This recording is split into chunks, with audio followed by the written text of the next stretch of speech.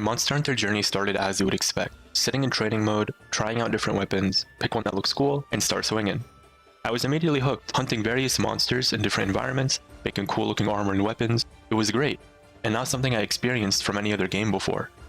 Fast forward many hundred hours later, and eventually I reached the endgame, specifically Alatreon.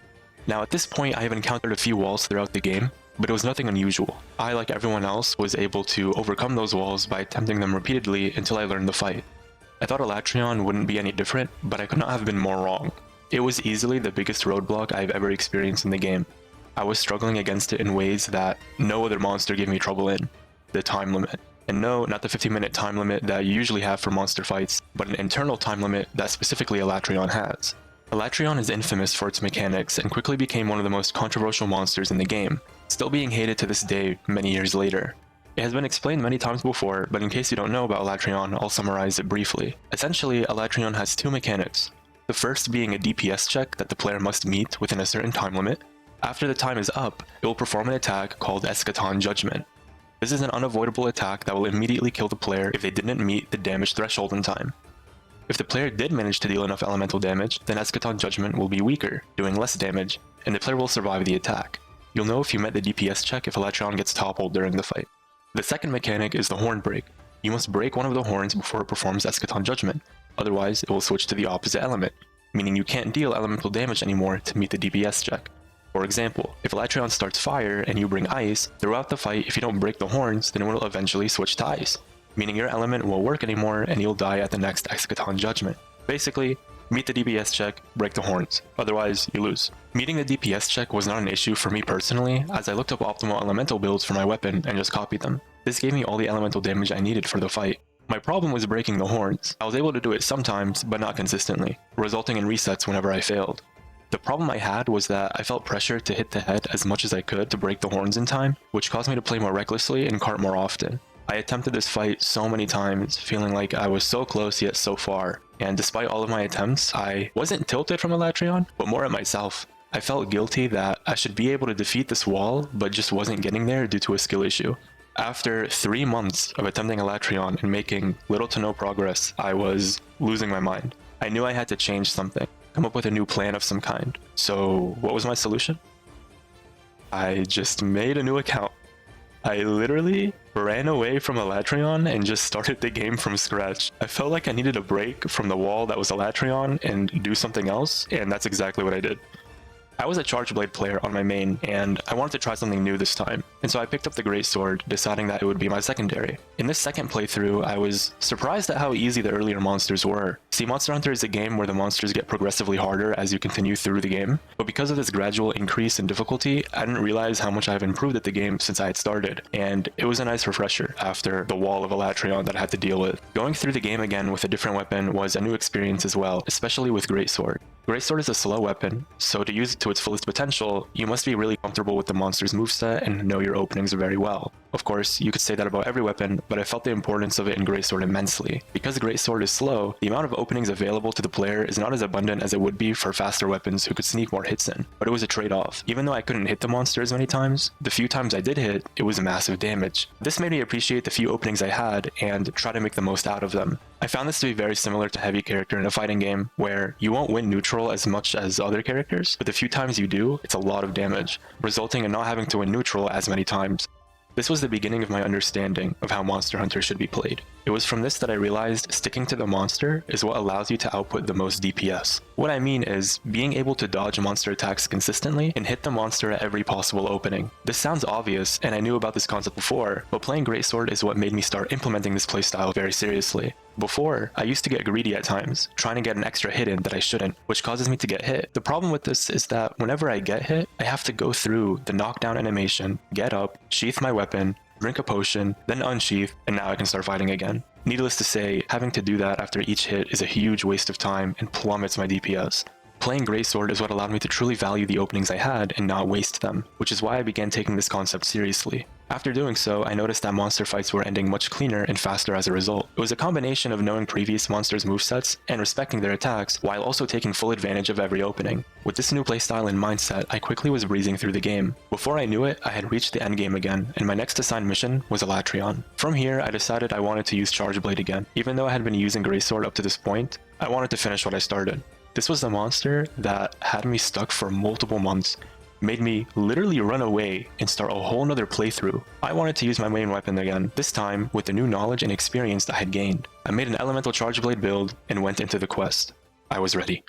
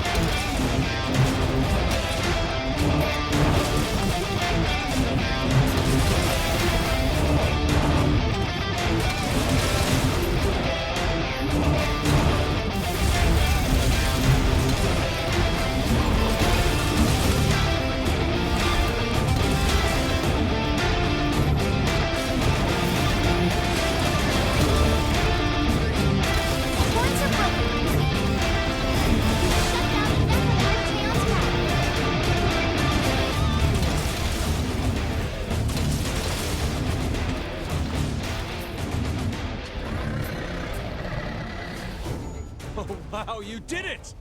This hunt'll go down in history! Knowing what my openings were and taking advantage of them, while also ensuring I don't do the stupid trades I was doing before and get hit for no reason, is what allowed me to complete the quest. I actually fought it a few times afterwards, back to back, just to prove to myself that it wasn't a fluke and that I can beat it consistently. It's something that I usually did with monsters in general, and Alatreon was no exception. Little did I know, though, this was only the beginning of me truly learning Monster Hunter and mastering this concept of sticking to the monster, as there was something much harder and even more gruesome waiting for me on the other side. Arc-tempered Velkhana. Usually people go straight for Fatalis after defeating Alatreon, but I wanted to get the Guild Palace layered armor since it looked amazing, and it needs Velkhana tickets to craft. I went into this quest thinking it wasn't going to be that hard. I fought Arc-tempered monsters before, and they weren't too difficult. This shouldn't be any different, right?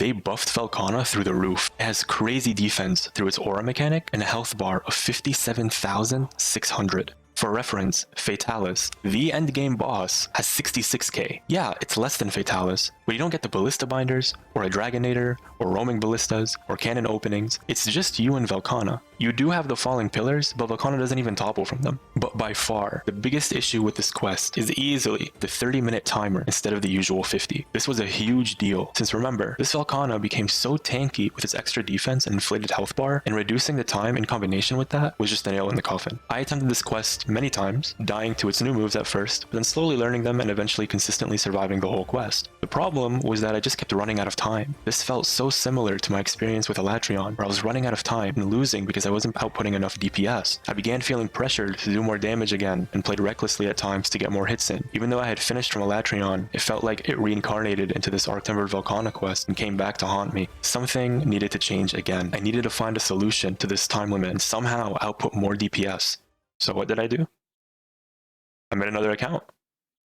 No, I'm kidding. I decided to watch a speedrunner play the fight. I understand speedrunners are on a completely different level and are insanely good at the game, but even then I felt that by watching them, there was maybe something I could pick up on and try to learn and implement myself. While watching these charge late speedruns, I paid attention to what the player was doing against certain attacks that I struggled with, but also what openings they utilized to maximize their damage. What I found was something very interesting. The moves that I struggled against, this speedrunner found ways to take advantage of. They found creative ways to dodge attacks and also hit the monster at the same time. I struggled to find openings in this quest while good players were creating their own. This was an extension on the previous concept I was talking about. From playing Greatsword and fighting Elatrion, I learned the importance of sticking to the monster and taking full advantage of each opening. This is a good start, but mastering this concept is what the speedrunner has done, which is to not just wait for openings to appear, but instead create or even find your own. I wanted to implement the style of strategic aggression and some of the strategies they used, as I felt they were realistic and would definitely increase my DPS. It took a few attempts for me to become comfortable with them, but over time I was becoming more confident with this playstyle. I just kept at it. It was only a matter of time.